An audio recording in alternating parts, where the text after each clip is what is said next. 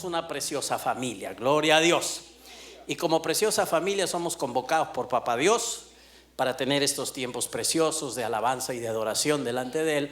Pero también ustedes saben, para algo más que es precioso y que es muy seguro para nuestra vida, y eso es para recibir la palabra de Dios, para recibir de su sabiduría. Dije hace un ratito que es un privilegio ser saturados de la sabiduría de Dios, estar llenos de un conocimiento que el mundo no lo tiene y que por la gracia de Dios nosotros lo tenemos, pero que no es religioso, no es teórico, es para vivir en victoria. Es para vivir a la manera que Dios ha diseñado que nosotros, sus hijos, vivamos mientras estamos aquí en la tierra. Entonces, esto es realmente bueno para cada uno de nosotros. ¿Lo estiman así? ¿Lo creen así? Amén. Para los que han dicho amén, gloria a Dios. Para los que no han dicho amén, aprendan a decir amén, pues, hermanos, ¿ya? A ver, ¿cuántos estiman la sabiduría de Dios? Así aprenden rápido, son gente súper inteligente, muy eficaces. Muy bien. Estamos siendo ministrados por el Señor nuestro Dios en este tiempo acerca de su gracia, y qué sublime y qué buena que es la gracia de Dios. Dentro de la gracia hemos aprendido cosas acerca del nuevo pacto que estamos disfrutando, y ahora estamos enfocados en la sangre del nuevo pacto, la sangre preciosa de Cristo. Porque eso es lo que dice la palabra, la sangre de Cristo es preciosa. Y como les dije en el primer culto, a todos nos gusta estar delante de algo precioso, ¿no? Mi esposa para buscándome porque dice que soy su precioso y quiere estar mirándome. Y yo también paro en lo mismo, ¿no? Creo que los esposos y esposas andamos buscando mirar a nuestros esposos o esposas. Nos gusta estar delante de algo precioso, un cuadro, una casa, un buen plato, la luna luz, su preciosa luna luz de la pastora. ¿Saben quién es Luna Luz? Es famosa la luna luz. Bueno, pero nos gusta estar delante de algo precioso. La Biblia habla de la sangre de Cristo como algo muy precioso, la preciosísima sangre de Cristo. Y vale estar delante de la preciosa sangre de Cristo, admirarla, contemplarla, ser agradecidos por ella y sobre todo aplicarla a nuestra vida. Porque de eso se trata el conocimiento que vamos adquiriendo en la palabra de Dios, de aplicar todo lo que la palabra nos dice a nuestro diario vivir. Esto nos va a llevar a experimentar lo que dice la palabra de Dios y, como dije al comienzo, a disfrutar en carne propia, como diría la gente, en experiencia personal, todo lo que la palabra de Dios nos promete. Entonces, ¿cuántos quieren seguir contemplando la sangre de Cristo esta mañana? Digan: la sangre de Cristo es muy preciosa. Yo la seguiré contemplando esta mañana. Amén. Vamos a seguir viendo la sangre de Cristo. Hemos visto el día miércoles que con la sangre de Cristo derramada por nosotros podemos trazar, estamos hablando de trazar una línea de protección en contra de la enfermedad y de todos los virus que vayan apareciendo, ¿no? Porque cada día están saliendo nuevas cosas, y decíamos que se habla de nuevas manifestaciones, variantes y cepas que aparecen. Entonces hay una cepa peruana, hay una cepa brasileña, una cepa argentina, una cepa africana, una cepa hindú, una cepa china, y las cepas y las cepas y las cepas, y aparecerán más cepas, porque así es, pues el mundo tiene sus cosas y tiene sus formas de expresar todos los acontecimientos. Algunos son reales, otros son bambas, otros son trucos, otros son mentiras, pero bueno, ese es asunto del mundo. La Biblia dice que el mundo entero está bajo el maligno, pero en el ámbito de Dios el cantar es otro, las cosas son diferentes. Estamos en el ámbito de la luz, el mundo es tinieblas. Estamos en el ámbito de la verdad. En el mundo reina el padre de toda mentira, que es Satanás, que es desde el comienzo mentiroso y homicida.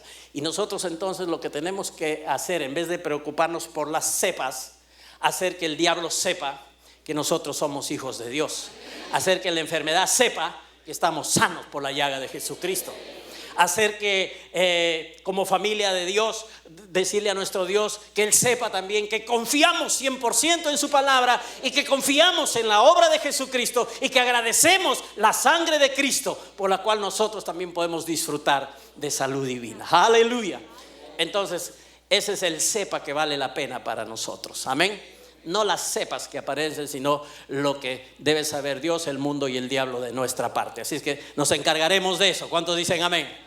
Ahora es importante, hermanos, que la palabra de Dios que quiere hacerse real en nuestra vida tenga el canal correcto para hacerlo. ¿Cuál será el canal apropiado para que la palabra de Dios se manifieste en nuestra vida? Pues en el Salmo 107, verso 2 está el principio. Desde el Antiguo Testamento pasa por el Nuevo Testamento, los evangelios, las epístolas y termina en el libro de Apocalipsis. Pero ahí está este testimonio, este principio que debemos usar nosotros para que la palabra de Dios se haga real en nuestra vida.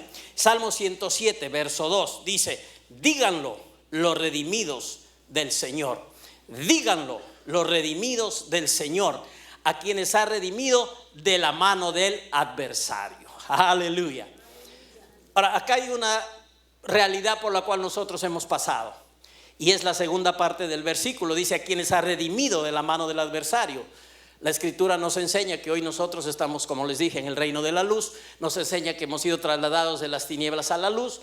Nos enseña que antes nuestro padre era el diablo y ahora nuestro padre es Dios. Eso del padre diablo no le gusta a nadie. La gente lo puede creer o no, aceptar o no, pero esa es una realidad que la Biblia lo enseña. El que no tiene a Cristo, el que no tiene a Dios, al Dios verdadero como padre, su papá es el diablo. Ahora, al diablo ni de papá lo quiere la gente, está bien, pero esa es la realidad que hay en el mundo. Pero nosotros estamos bajo otra paternidad. Tenemos al Dios verdadero como nuestro Padre, Padre de toda gracia y de toda consolación. Entonces hemos sido nosotros redimidos, comprados, sacados de las tinieblas a la luz. Pero hay una verdad en la cual nosotros debemos caminar, que es el encabezamiento del versículo 2 del Salmo 107. Digan los redimidos del Señor. Y ahora, respecto a la sangre de Cristo, que es el que es el elemento que nosotros debemos rociar y que debemos salpicar a nuestra vida, a nuestras situaciones, a nuestras circunstancias, es que hay que hablar de la sangre de Cristo, de lo que ella es, de lo que la Biblia dice respecto a la sangre de Cristo. Lo hemos visto en el capítulo 12 de Apocalipsis, ¿no? Donde dice que ellos han vencido por la sangre del Cordero y la palabra de su testimonio. ¿Del testimonio de qué? No de que cuando nacieron de nuevo fue una obra gloriosa del Señor. Eso también es correcto y ayuda, pero cuando habla de la sangre del Cordero y la palabra de su testimonio, el enfoque dentro del original es que ese testimonio es acerca de la sangre de Cristo. Es decir, hablamos lo que la sangre de Cristo es para nosotros. Por ejemplo, por la sangre de Cristo, dice la palabra, somos perdonados. Entonces, en algún momento de dificultad espiritual donde hemos fallado delante del Señor, podemos hablar: yo soy perdonado por la sangre de Cristo. Aleluya. Y si hay un ataque de Satanás a nuestra mente de que somos indignos, fallones, hijos de Dios, podemos decir: la justicia de Dios ha sido hecha real para mí por la sangre de Cristo, porque la Biblia dice que la sangre de Cristo nos ha justificado. Y si por ahí en algún momento hay un sentir de que no sirves, que estás apartado y que no hay interés de Dios en ti, tú puedes decir: en el nombre de Jesús, por la sangre de Cristo, yo he sido santificado y soy apartado, pero para Dios, no para estar solito, abandonado, sino para ser un hijo de Dios. Entonces, ¿qué estás haciendo? Estás usando la palabra de tu testimonio acerca de la sangre de Cristo. Y estás aplicando, salpicando, usando el hisopo de tu lengua, como ya lo hemos visto, para que la sangre de Cristo sea rociada, para que la sangre de Cristo sea salpicada, para que la sangre de Cristo te beneficie en todas las áreas de tu vida. ¿Ven? No es cuestión teórica tan solo lo que dice la Biblia de la sangre de Cristo. Es algo muy práctico y que da un resultado si es que nosotros lo hacemos. Pasamos al Nuevo Testamento. En Hebreos 3:1 dice: por tanto, hermanos santos, participantes del llamamiento celestial, considerad al apóstol y sumo sacerdote de nuestra profesión, Cristo Jesús. Por tanto, por cosas que se han venido diciendo, hermanos santos, hijos de Dios apartados, participantes de un llamamiento celestial, no de un llamamiento humano. ¿Cuántos reconocen que ustedes son llamados del Señor? Alguien les ha predicado, sí, pero a través de esa predicación el Dios los estaba llamando para ser hijos suyos. Entonces nosotros somos participantes de un llamado no natural, no de gente, ni siquiera de la iglesia, sino de un llamamiento divino, del llamamiento de Dios. Tú y yo somos llamados del Señor. Ahora, dice: por tanto, participantes del llamamiento celestial. O sea, nosotros consideren o considerad, catanoeo, es decir, observen completamente y comprendan. Ese es el sentido de esta palabra, considerar. Pongan toda la atención, Miren un panorama completo en cuanto a lo que es Cristo y es la voluntad de Dios. No dejen de lado nada de lo que es Cristo y la voluntad de Dios. Dice, consideren, y ahora sí toma específicamente al apóstol y sumo sacerdote de nuestra profesión. Apóstol es un término que significa enviado. Un apóstol es alguien que va enviado a un lugar de parte de Dios. Ahora, Jesús fue un apóstol en el sentido de que fue enviado a esta tierra a redimir a los seres humanos, para que todo aquel que en él cree no se pierda, mas tenga vida eterna. Entonces Dios lo mandó del cielo a la tierra, pero Jesús no se quedó en la tierra en el término de su manifestación física natural, como vino a este mundo encarnándose y luego glorificado, sino que Cristo fue regresado otra vez, enviado de nuevo al cielo, ¿verdad que sí? Él no se quedó aquí. En ese sentido es un apóstol, vino del cielo a la tierra y Dios otra vez lo envió de la tierra al cielo. Y ahora, ¿dónde está Jesucristo? Está a la diestra del Padre intercediendo por nosotros. Ahora Él es un apóstol porque no se quedó en la tierra, ahora está de vuelta en el cielo, pero dice que es también un sumo sacerdote de nuestra profesión. O como dice en el original, este término profesión, homologeo, que significa de nuestra confesión, de nuestra declaración, de nuestro decir. Jesucristo es el sumo sacerdote de nuestra confesión, de nuestra declaración, de lo que decimos. Es decir, que lo que tú dices, Él lo habla a la diestra del Padre. Ahora, mientras no conocemos la palabra de Dios, mientras estamos en un crecimiento, Dios siempre hace cosas por nosotros. Y el Señor Jesús intercederá por nosotros. Pero en el proceso y en la voluntad de Dios hay algo que se llama crecimiento. Digan crecimiento. Ok, crecer es ir permitiendo que los cambios se den en nuestra vida, hablando en términos físicos, ir asumiendo responsabilidades, hacer cosas que de chibolos, de bebés, de niños no hacíamos, y ahora sí de gente que está creciendo, comenzar a hacer cosas diferentes. Entonces, en algún tiempo de nuestra vida espiritual no hemos sabido esto, no hemos hecho eso, y el Señor sencillamente ha hecho cosas por nosotros, pero Dios quiere que crezcamos. Otra vez digan crecer. Ok, y crecer tiene que ver con asimilar las verdades de la palabra de Dios, saberlas, creerlas y hacerlas. Eso es crecimiento. Entonces hay un momento en que el Señor, que es apóstol y sumo sacerdote, no solo intercede por nosotros, como lo hemos estudiado, pero también Él habla lo que nosotros hablamos. Y ahí es donde nosotros tenemos que tener cuidado, ya cuando recibimos la revelación de la palabra de Dios y la iluminación del Espíritu Santo. Porque ya no somos ignorantes, y cuando dejamos de ser ignorantes, hay responsabilidad en nuestra vida. Nunca es igual. Nunca es igual a alguien que ignora y no sabe y hace las cosas en ignorancia, a alguien que ya oyó, que ya sabe y no quiere hacer las cosas porque no quiere. Entonces ahí entra a tallar algo que se llama responsabilidad y una respuesta de amor y de obediencia a Dios. Y ya lo hemos aprendido, no por la ley, sino por la gracia de Dios. Entonces Él es el sumo sacerdote de nuestra confesión. Él va a hablar delante del Padre lo que tú hables. Llega un momento en tu vida en que Jesús hablará a la diestra del Padre lo que tú hables, porque Él es el sumo sacerdote de nuestra homologeo, confesión, de nuestra declaración, de lo que nosotros decimos. Entonces, si tú hablas conforme a la obra de Cristo, Él estará súper gozoso hablando que la bendición, la sanidad, la protección, la sabiduría, la provisión y todo lo que Él ganó en la cruz del Calvario sea real en tu vida. Si tú vas por el otro lado, Cristo no hablará eso a la diestra del Padre. Cristo no hablará ninguna cosa negativa ni ninguna cosa que no tiene que ver con lo que Él hizo y con lo que Él ganó en la cruz del Calvario en favor de nosotros. Él es el sumo sacerdote de nuestra profesión o de nuestra confesión. Por eso, benditos de Dios, es que para que la palabra del Señor se haga realidad y la experimentemos, lo apropiado es que nosotros operemos en este principio de que si creemos, hablamos la palabra de Dios. Y ahora estamos en el punto de la sangre de Cristo. Hay que hablar, hay que rodear, hay que salpicar, hay que aplicar la sangre de Cristo a nuestras necesidades, a todas las áreas en nuestra vida. Hay gente que piensa que no, que esto no es así. Se van a encontrar seguramente, si les gusta revisar internet, diferentes enseñanzas. Hay sectores de la iglesia que no creen que la sangre de Cristo puede aplicarse a todas las áreas. Pero si nosotros vemos el contenido escritural y todo lo que abarca la sangre de Cristo, entonces estamos de acuerdo realmente con la palabra. Si hablamos que por la sangre de Cristo somos perdonados, pero no solo perdonados, justificados, santificados, protegidos, aún sanados, porque la sangre de Cristo está inmersa en el hecho de que Jesucristo fue hecho una llaga por nosotros.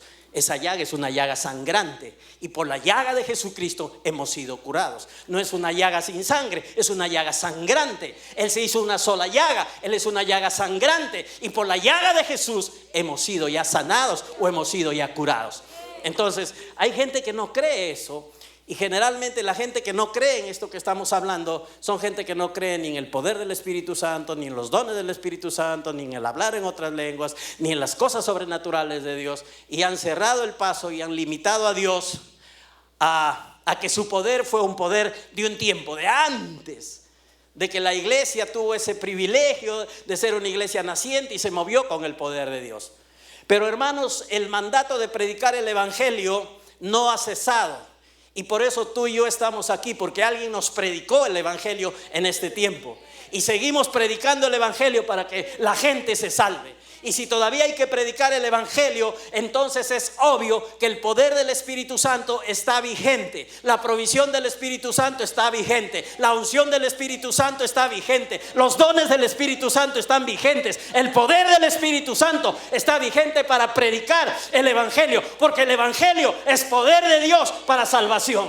Amén. El evangelio no es un evangelio débil sin poder. El evangelio es poder de Dios para salvación. Y no predicamos el evangelio con palabras de humana sabiduría, sino que lo predicamos en el poder del Espíritu Santo. Aleluya. Entonces es bueno para creer lo que la sangre de Cristo significa para nosotros. Amén. Sencillamente porque es el testimonio de la palabra de Dios. Entonces digan los redimidos del Señor que Dios nos ha redimido de las manos del enemigo por la preciosa sangre de Jesucristo. Bendigámonos, bendigamos todas las áreas de nuestra vida, cerquemos todas las áreas de nuestra vida con la preciosa, bendita y poderosísima sangre de Cristo. Hoy quiero compartirles algo acerca de que la sangre de Jesús está viva. Digan, la sangre de Cristo está viva.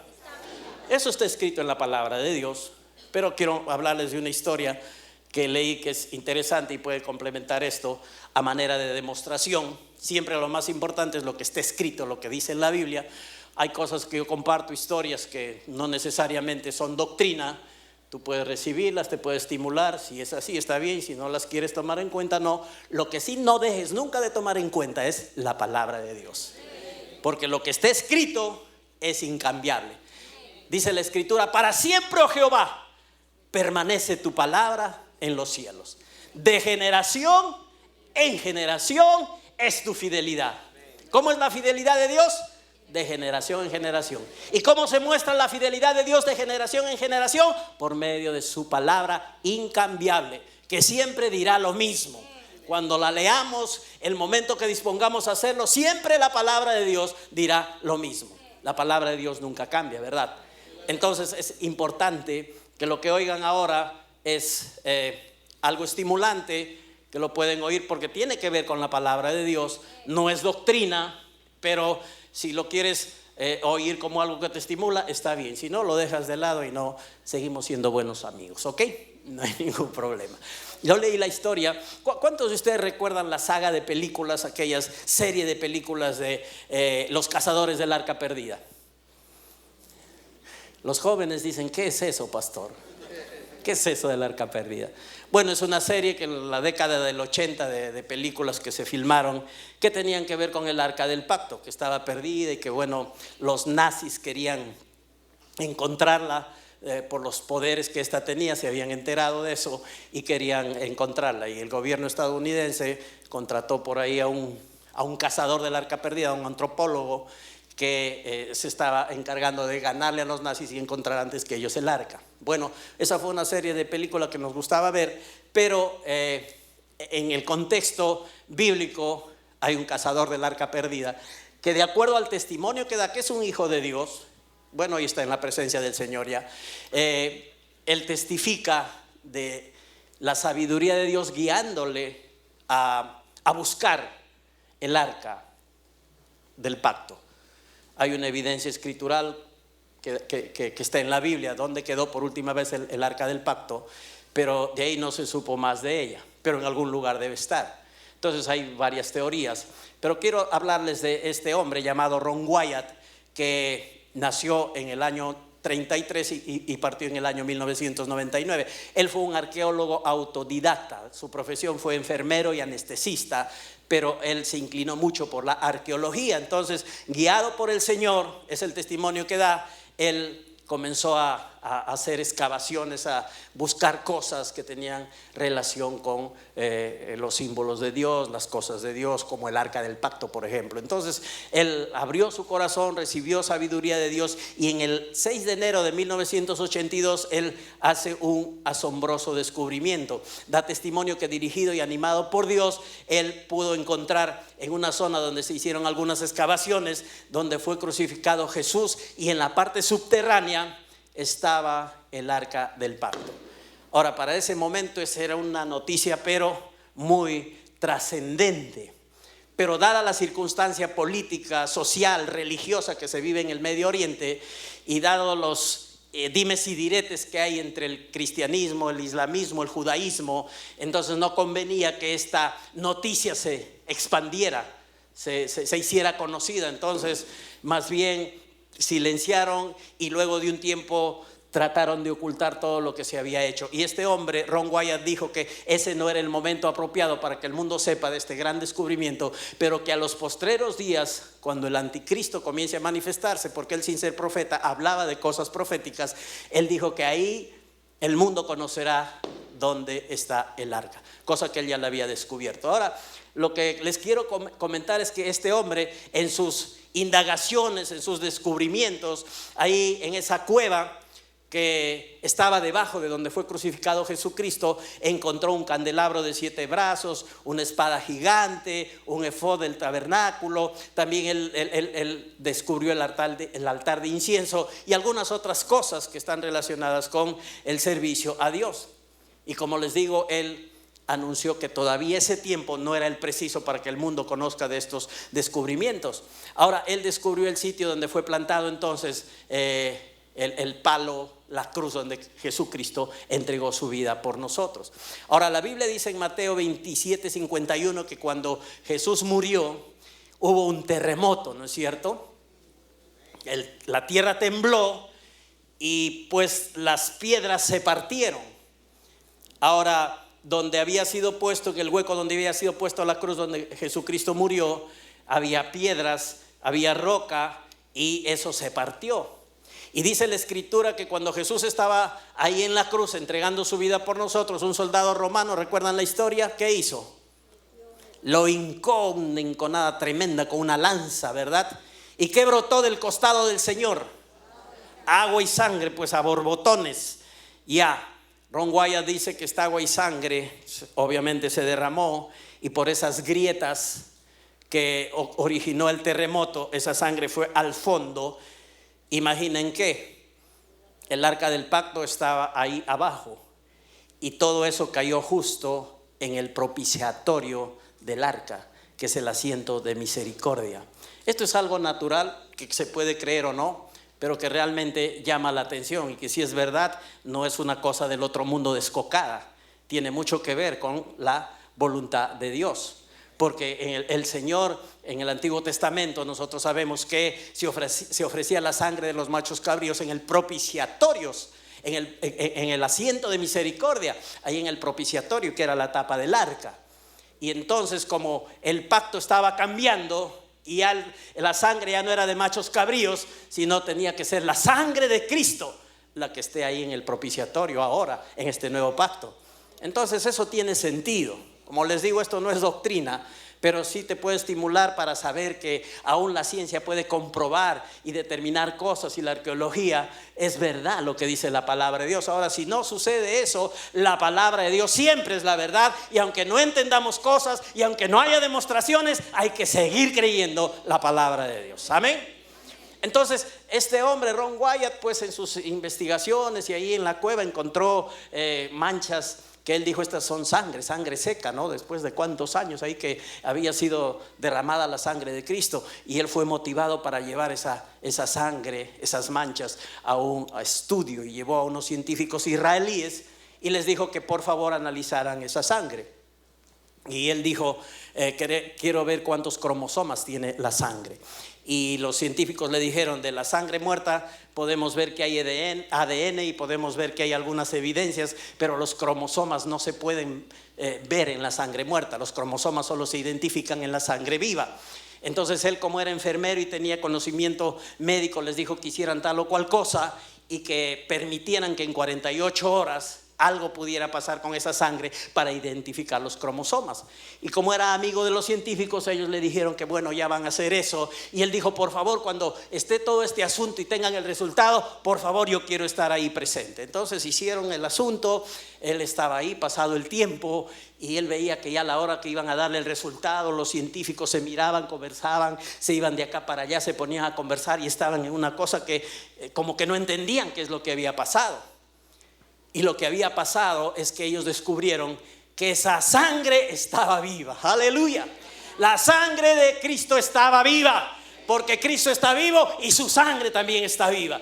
Y esos científicos descubrieron que esa sangre era una sangre diferente. Todos los seres humanos tenemos 23 pares de cromosomas, 23 de la mamá y 23 del papá, ¿ok? Pero esa sangre tenía 24 cromosomas, y no hay ninguna sangre parecida a la sangre de Cristo. Los 23 heredados de María, la madre, porque Jesús fue 100% humano. Pero él tuvo un solo cromosoma que estaba hablando, el número 24, de que su padre no era terrenal, porque si su padre hubiera sido terrenal, tendría 46 cromosomas.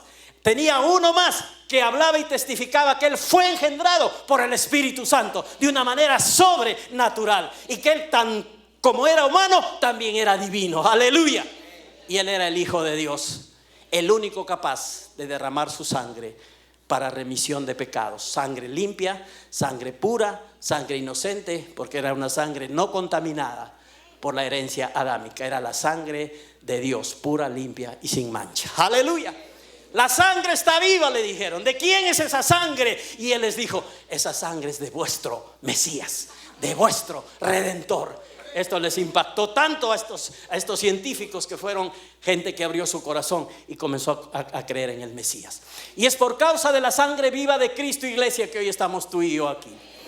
Es por causa de esa preciosa sangre que vive y clama, es que hoy estamos aquí.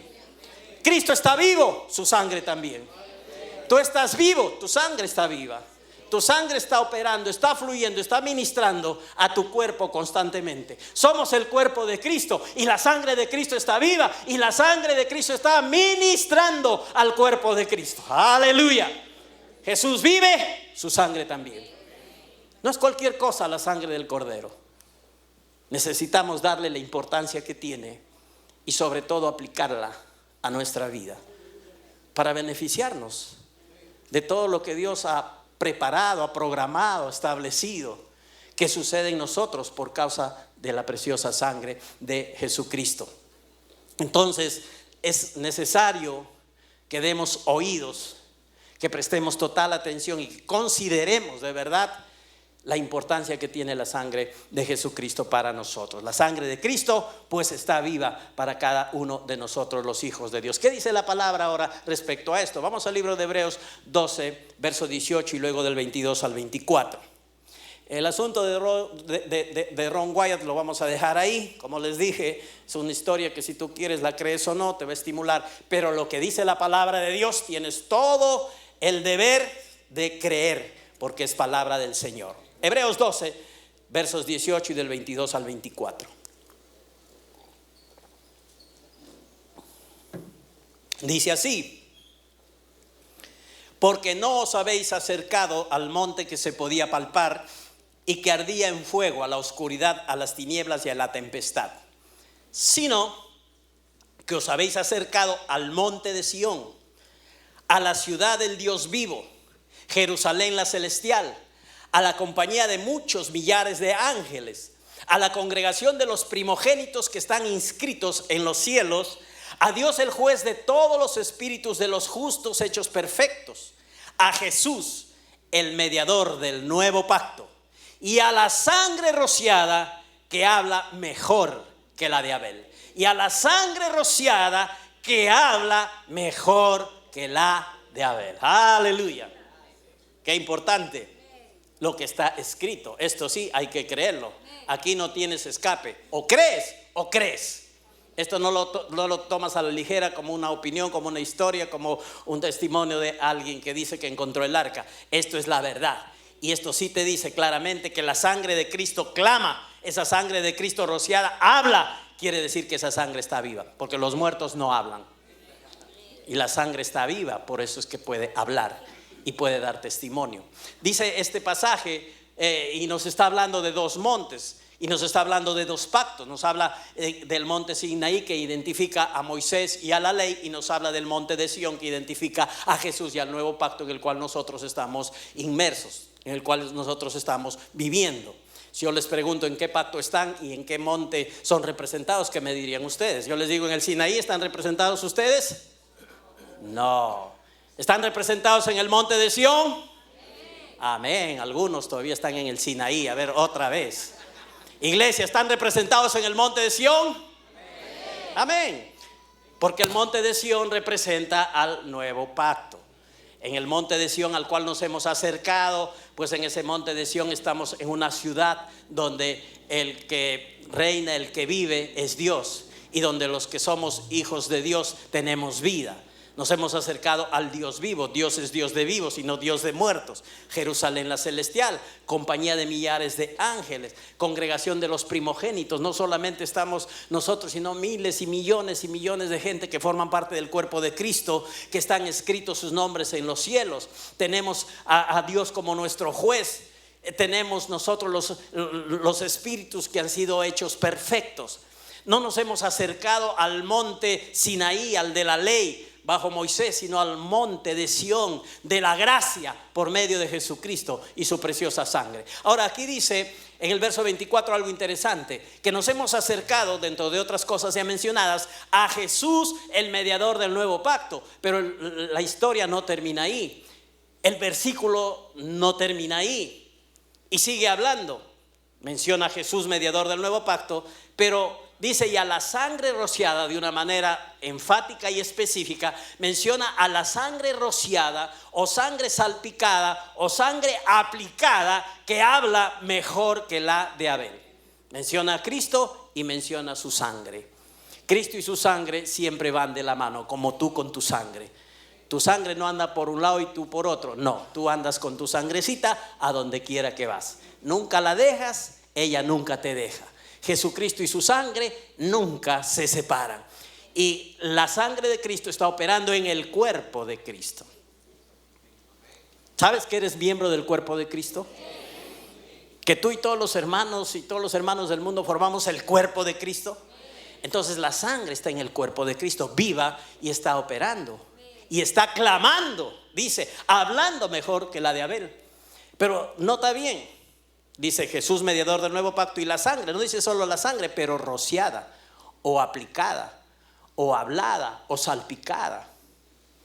Eso es importante, porque deja el asunto que no termine aquí en lo que está escrito, sino que termine donde debe terminar. Tú la debes de hablar. Ese es el final que debe tener la sangre de Cristo, de ser hablada por tu boca. Ahí debe terminar la sangre de Cristo, siendo hablada por tu boca, porque dice, y a la sangre rociada o aplicada o salpicada, que habla mejor que la de Abel.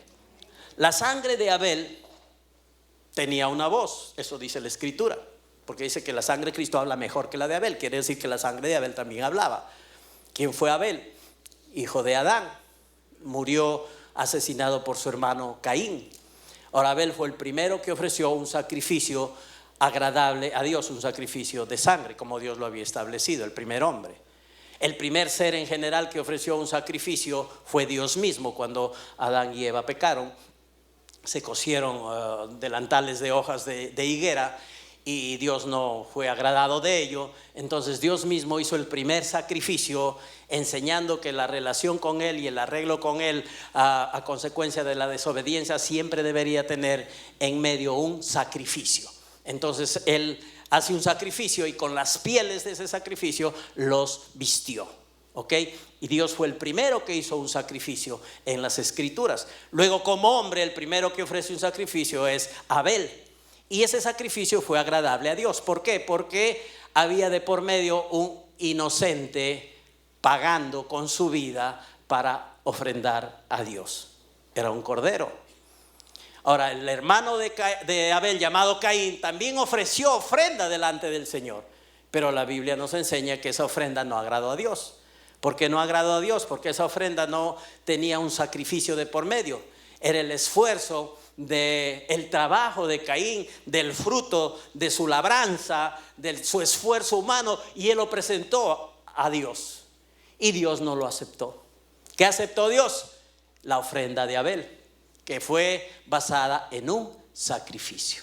Entonces, donde hay sacrificio de por medio, en ese sentido, donde un inocente sirve para intermediario entre el hombre y Dios, eso es aceptado por el Señor. Así era en el Antiguo Testamento, y luego con Jesucristo es exactamente lo mismo. Ahora, la sangre de Abel, que él fue, diríamos, martirizado, fue asesinado, su hermano lo mató, clama. ¿Pero qué clama esa sangre de Abel? Esa sangre clamaba que la justicia y la venganza se establezcan, porque así como Caín mató a Abel, Caín también tenía que morir.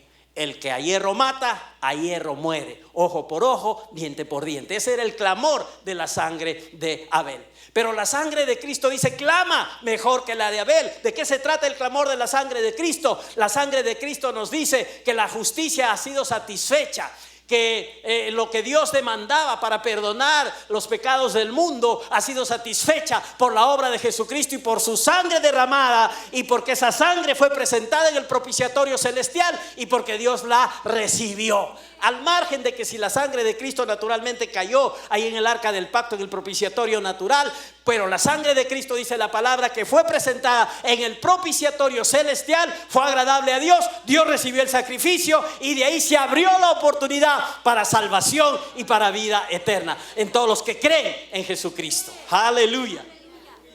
Esto es muy bueno, porque nos habla del poder de la sangre de Cristo y del clamor de la justicia que ya fue satisfecha. Una sangre que trae misericordia, que habla de gracia, de favor, de compasión, de justicia en Cristo, de protección para todos los hijos de Dios que creemos y que somos conscientes de esta sangre maravillosa. Porque hay que creer, obviamente, en la sangre de Jesucristo. Esto es importante. Entonces, la sangre de Jesucristo clama mejor que la de Abel. Si la de Abel clamaba venganza, clamaba muerte para el asesino, la sangre de Cristo clama compasión, misericordia, perdón, gracia, favor, aleluya. Todo eso para nosotros, sus hijos, y para todos los que creemos. El poder de la sangre de Cristo no solo está circunscrito al perdón de los pecados. El poder de la sangre de Cristo también se manifiesta protegiendo nuestros cuerpos. Y en este tiempo que estamos enfrentando cosas tan notorias, mismo a la muerte de cruz, Él nos ha hecho libres, hermanos. Y aquella sangre que derramó y terminó siendo hecho una llaga, Él se convirtió en el precio de nuestra completa redención. Digan completa redención. A ver, como que me oyeron, completa redención. ¿Por qué les hago repetir esto, hermanos? Porque quiero enfatizar este hecho de que la redención es plena, completa. No es media redención, no es un poquito de redención, es algo total, algo completo, es integral, que abarca todas las áreas, todas las áreas de nuestra vida, incluyendo no solo el perdón de pecados, sino también la sanidad divina, sino también la provisión, sino también la redención de la escasez y la maldición de la pobreza, sino también suple la sabiduría que necesitamos para conducirnos en esta tierra, y la redención suple también la protección sobrenatural que necesitamos en esta tierra. Porque ven, la gente trata de protegerse naturalmente, pero a veces no liga. Y los cristianos que van por ese caminar también a veces les da y a veces no les da. Pero hay algo muy seguro, iglesia. Y yo les voy a hablar siempre en este tono. Y les voy a hablar siempre con esta convicción. Porque ese es mi llamado. Y yo creo en esto. No porque soy alguien especial, pero Dios lo ha dicho. Y somos llamados creyentes. Y hay algo tan seguro, tan especial, tan bueno de parte de Dios, que es lo primero que tenemos que considerar en nuestra vida. Y es la obra de Jesucristo, y es la palabra de Dios, y es la sangre de Cristo. ¿Sabes que Dios dice en su palabra que estemos atentos a sus consejos, a sus razones? Porque su palabra es vida al que la haya y medicina a todo su cuerpo. Su palabra es vida al que la haya y medicina a todo su cuerpo. Es cuestión de que hay que creer que en la palabra de Dios hay poder, hay sanidad. Ahora voy un paso más. Ahora llego al otro nivel, que la palabra, el verbo se hizo carne y vino y habitó entre nosotros. Y se fue a la cruz del Calvario e hizo una obra redentiva completa, donde solamente no nos ha perdonado de nuestros pecados, sino que la Biblia dice que Él fue hecho una llaga y por su llaga fuimos nosotros curados. Y Jesús hizo muchas cosas y muchos milagros. Y Mateo capítulo 8 habla de varias cosas, varios milagros que Jesús realizó. Dándole a un leproso la sanidad, sanando a la suegra de Pedro, sanando a muchos enfermos. Y dice la palabra, sanó también al siervo del centurión. Y dice la palabra que todas estas sanidades que Jesús hizo, todo lo hizo para que se cumpliese lo dicho por el profeta Isaías, cuando él dijo que Él llevó nuestras enfermedades y sufrió nuestras dolencias. ¡Aleluya! Ahí mismito está la confirmación. Ahí mismito está la confirmación que la salud y la sanidad divina están dentro del propósito de Dios y son parte del plan de Dios. Y si la sangre de Cristo te ha perdonado, la sangre de Cristo también es un cerco de bendición y protección para tu salud. Aleluya. Hay que usar la sangre de Cristo. Hay que beneficiarnos del poder de la sangre de Cristo. Hay que aplicar, hay que salpicar, hay que rociar la sangre de Cristo a todas las áreas de nuestra vida. Pero les dije en el primer culto con énfasis, hay que hacerlo. Pero hay que hacerlo. Que no se quede ahí en lo que está escrito, que no se quede en la predicación, que no se quede en el amén de la iglesia, en el culto, sino que hay que aplicarlo a nuestra vida. Digan aplicación. Ya saben que aplicación es sabiduría. Si uno oye, aprende, sabe y aplica, eso es sabiduría. Tiene los resultados de lo que Dios te dice. Si solamente oímos y no hacemos, Santiago lo ha dicho clarito. Algunos se pueden ofender, dice, el que oye y no hace se engaña a sí mismo. Entonces se trata de ser hacedores o aplicadores de la palabra de Dios. En este caso estamos hablando de la preciosa sangre de Cristo. Entonces no olvidemos, la redención en Cristo Jesús es total, no relacionada solo con el perdón, sino con todas las áreas de nuestra vida donde Dios quiere que no tengamos ningún tipo de actitud. Ningún tipo de actitud negativa ni de esclavitud, sea la enfermedad, sea la pobreza o cualquier área de nuestra vida. Recuerda que la sangre de Cristo es para tu beneficio, para que lo disfrutes. Es como cuando tú vas a un lugar, tienes la provisión, compras un producto, ya es tuyo, se te da un comprobante de pago y ya te pertenece. Ahora la diferencia es que Dios es el que ha pagado el precio y para nosotros es completamente gratis. En el ejemplo del supermercado no puedes hacer tú eso, tienes que pagar. Pero lo que les quiero ilustrar es que una vez que tú tomas algo, lo pagas y tienes la comprobación, eso te pertenece. Entonces tú puedes agarrar eso, no tienes que gritar ni tratar de proclamar a los cuatro vientos que eso es tuyo, solamente lo tomas y te vas y lo disfrutas. Ya tienes el comprobante de que hay un pago por ello. Dios pagó con la vida de su Hijo y con su preciosa sangre todo para que nosotros, por creer en Él, completamente gratis, nos podamos beneficiar de todo lo que Cristo ha ganado. Es decir, a Dios, como hemos oído, le costó todo, a nosotros nada. Sí hubo un costo. Para nosotros es gratis, a Dios le costó la vida de su Hijo y la sangre preciosa de Cristo.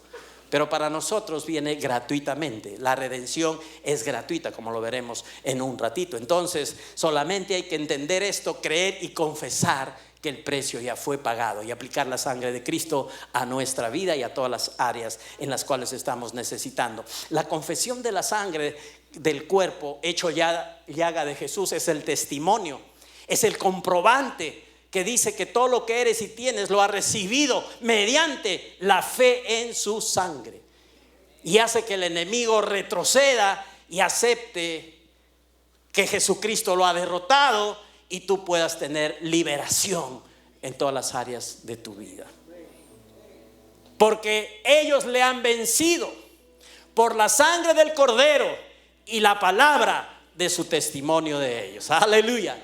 ¿Cuál es la palabra del testimonio? Lo que se dice respecto a la sangre del Cordero. ¿Qué dice la Biblia de la sangre del Cordero? Eso lo crees, lo has aprendido, se te está predicando, eres diligente, anotas, estudias, entonces tienes palabra. Cuando vienen las dificultades, ahí al toque sacas la palabra de Dios, al toque hablas, y como parte de tu vida diaria vas confesando. Así no tengas problemas, tú vas protegiendo tu vida anticipadamente. Tú estás siendo una persona diligente que toma la iniciativa, que no esperas que las cosas sucedan para que recién te pongas a hacer cosas. Ahora, Dios es bueno y misericordioso y nos ayuda en todo tiempo, y la sangre de Cristo tiene poder antes, durante y después. Pero es mejor no pasar dificultades y no pasar una serie de cosas que a veces pasamos, si es que nosotros preveemos y nos anticipamos y le ganamos el vivo, como se llama, así se dice, al diablo. Recuerdan que en el fútbol, por ejemplo, los futbolistas que se anticipan a la jugada, un defensor que tiene esta virtud, esta calidad de anticiparse al adversario, de verdad que es muy buscado, muy admirado y muy bien pagado. Pero es una virtud que no todos tienen, anticiparse en la jugada al adversario. Y en el reino de Dios es así, vale anticiparse, sabiendo y conociendo las maquinaciones del diablo, anticiparse a su operación. Y nos anticipamos antes que sucedan las cosas, salpicando la sangre de Cristo a nuestra vida, cercándonos para que no nos toquen las enfermedades, las maldiciones y cosas que Satanás puede tener planificadas para hacernos daño. Y nosotros le ganamos el vivo, y nosotros nos anticipamos, y ya, gloria a Dios.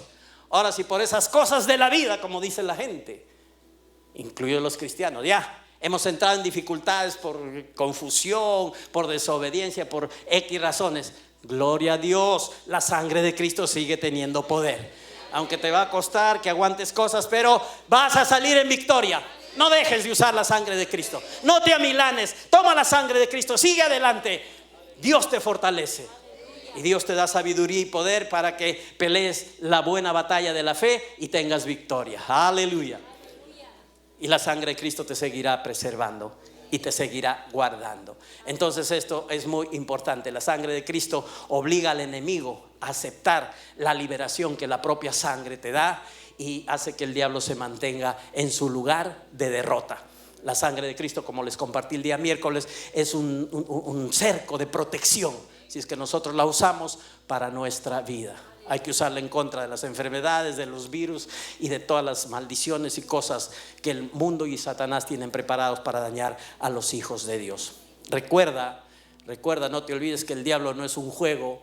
Ahora, no te quiero meter miedo con esto, solo quiero que hay que recordar lo que la Biblia nos recuerda. Dice que no ignoremos sus maquinaciones. Él es como un rugiente, está buscando a quien devorar, él es malo, él quiere hacer daño a los hijos de Dios, y sabemos todo el historial de Satanás. Por eso hay que estar moscas, atentos y usar los recursos que Dios nos ha dado. Amén, iglesia. Animados con la sabiduría de Dios. Último versículo que les comparto y nos quedamos ahí, Romanos 3, 24 y 25. Dice: siendo justificados gratuitamente por su gracia. Siendo justificados gratuitamente por su gracia. Agradecemos a Dios porque todo lo que Dios ha hecho declarándonos justos es gratis por su gracia. Hemos sido justificados gratuitamente, no nos ha costado nada a nosotros, por su gracia, por su favor inmerecido. Esto es la parte teórica, pero la parte práctica es cómo sucedió esta justificación mediante la redención, mediante la redención. Hemos sido justificados gratuitamente por su gracia a través o mediante la redención, apolútrosis. Este término apolútrosis significa redención en pleno, rescate completo. Por eso les dije al comienzo que esta redención no es a puchitos, a poquitos, una mitad de redención. Apolútrosis es una redención en pleno, un rescate completo. Esta redención es en Cristo, dice la palabra, a quien Dios, aleluya, Dios mismo, Él se encargó del asunto. Y cuando Dios se encarga de los asuntos, lo hace bien. Cuando Dios toma un asunto, lo hace perfecto. Cuando Dios toma un asunto, da en el blanco. Cuando Dios apunta, Dios da en el blanco. Así es que aquí dice la palabra que Dios mismo, a quien Dios puso, determinó colocar, exhibir y presentar para sí mismo. Significa esta expresión que Dios puso. Él determinó colocar, exhibir y presentar a sí mismo, ¿a quién? A Jesús, como propiciación, como la víctima expiatoria. Recuerdan que para que haya una buena relación y comunión y se restaure la oportunidad de estar compartiendo con Dios, tiene que haber sacrificio, y Dios mismo buscó el sacrificio, y Dios mismo lo puso, y Dios mismo lo envió, y Dios mismo llevó a cabo esta obra perfecta a través de Jesucristo. Él puso a Jesucristo como propiciación por medio de la fe en su sangre. Ahí caemos. Les dije que hay que tener fe en la sangre de Cristo. Hay que creer en la sangre de Cristo. Si no creemos, estamos en la mera yeca, en la mera calle. No pasa nada. Hay que creer. Esa es nuestra característica de los creyentes. Somos llamados creyentes. La Biblia no nos dice a nosotros incrédulos, sino creyentes. ¿Por qué? Porque creemos. Aun si no entendemos a plenitud con nuestra mente las cosas de Dios, estamos llamados a creer. Y dice, por la fe en su sangre. Fe en su sangre, ¿para qué? Para manifestar, o en el original dice comprobar, para probar y comprobar. ¿Por qué? Porque las cosas de Dios no deben quedar solamente en la palabra y en la teoría, sino que hay que comprobarlas, hay que experimentarlas. Y la fe en su sangre nos permite experimentar cosas que la sangre de Cristo habla y que están ahí en la palabra. Hay que tener fe en la sangre de Cristo. Hay que creer en ella. Y creí, por lo cual hablé. Creí, uso el hisopo de mi lengua y salpico la sangre de Cristo a mi vida, a mis hijos, a mi familia, a mi trabajo, a todas las áreas en las cuales me desempeño, me desenvuelvo. La sangre de Cristo es necesaria que esté suministrando vida, trabajando dentro del cuerpo, y nosotros tenemos que hacer que esa sangre esté activa, bombeando y siendo beneficiaria para nuestro cuerpo. ¿Con qué lo hacemos? Con el hisopo, con nuestra lengua. Por eso hay que hablar sin roche, sin miedo, nada de temores, nada de vergüenzas. La sangre de Cristo es preciosa. No te avergüences de hablar la sangre de Cristo. No te avergüences de clamar la sangre de Cristo. El mundo no se avergüenza de tanta tontería y lo habla a viva voz. Si tiene que blasfemar, blasfema. Si tiene que hablar vulgaridades, lo hace. ¿Y por qué el cristiano es tan medroso que no quiere hacer una oración a viva voz, o que no quiere decir en el nombre de Jesús, o que no quiere decir la sangre de Cristo tiene poder? ¿Por qué? Ya los tiempos tienen que cambiar. El poder del Espíritu tiene que estar obrando y fluyendo, y la sangre de Cristo tiene que estar clamando y siendo expresada. ¿Por quién? No por uno del mundo, no por uno que está perdido, no por uno que no ha sido beneficiado, sino por nosotros, hermanos, por la iglesia, por la gente de Dios. Por este hisopo que hoy tenemos los hijos de Dios, hay que usarlo y aplicar la sangre de Cristo a nuestra vida. Entonces dice, por medio de la fe en su sangre, para manifestar su justicia, para comprobar, para probar que Dios ha hecho lo justo, lo necesario para disfrutar de su plan y propósito por medio de Jesucristo. Él ha sido la propiciación, el sacrificio, la víctima expiatoria, y hay que tener fe en su sangre. Recuerdan el propiciatorio. Propiciación viene de propiciatorio, y les hablé un poquito del propiciatorio cuando hablé de Ron Wyatt. El propiciatorio era la tapa del arca donde los dos ángeles estaban extendiendo sus alas, y ahí se ofrecía la sangre en el día de la expiación. El sumo sacerdote entraba, derramaba la sangre del sacrificio por sus pecados y los del pueblo. Entonces ahí en el arca adentro había 3 elementos que hablaban de la rebelión del hombre en contra de Dios. Uno era las tablas de la ley, que hablaban que el hombre no pudo cumplir con la santidad demandada por Dios. El otro era la vara de Aarón que reverdece, que hablaba de que el hombre se rebeló contra el liderazgo que Dios había puesto para ellos. Se rebeló contra Moisés y contra Aarón. Y el otro habla que el hombre se rebeló contra la provisión de Dios. Era el maná que estaba dentro. Entonces la ley, el maná y la vara de Aarón traían condenación, hablaban de la desobediencia del hombre. Pero Dios cubría eso con la sangre del sacrificio. Entonces una vez al año Dios miraba solamente la sangre, y duraba hasta el otro año la visión de Dios sobre la sangre que cubría, no quitaba en el Antiguo Testamento, pero cubría las desobediencias del pueblo. Pero cuando Cristo viene, ya su sangre no es como la de machos cabríos, es una sangre inocente, sin mancha y poderosa. Una sola vez, dice la Biblia, una sola vez y para siempre, y obtuvo eterna redención. Aleluya. Ya no es necesario sacrificio tras sacrificio, año tras año, semana tras semana. Ya no. Una sola vez y para siempre se hizo, y ha obtenido Jesucristo para nosotros eterna redención. Aleluya. Entonces Él fue la propiciación. Su sangre fue puesta en el propiciatorio. Dios la aceptó, y hoy Dios ya no ve otra cosa que la sangre de Cristo. Y por eso Dios nos ve así, limpios. No nos ve como nosotros nos solemos mirar. A veces nos miramos tanto a nosotros mismos que perdemos toda la visión de cómo Dios nos ve. Pero Dios nos ve en Cristo, y Dios ve la sangre de Cristo sobre nosotros. Y por eso es que estamos no con los pecados solo cubiertos, sino quitados por la preciosa sangre del Cordero.